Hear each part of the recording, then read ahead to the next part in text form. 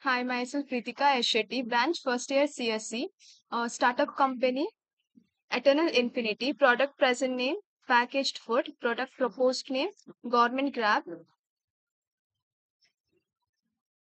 uh, men- mentioning some of the requirements and feeling about the product as said by the customers during the empathizing activity to manage their time more effectively, stretch a grocery budget while still providing necessary nutrition.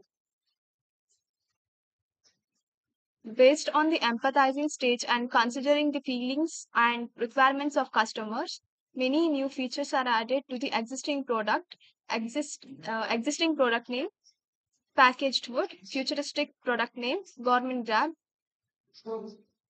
Some of the additional features to be added are mentioned here: convenience, accessibility, dietary needs.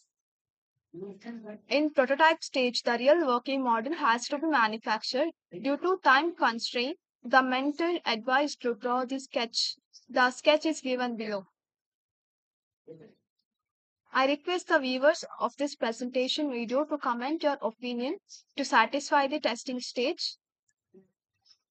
Thank you.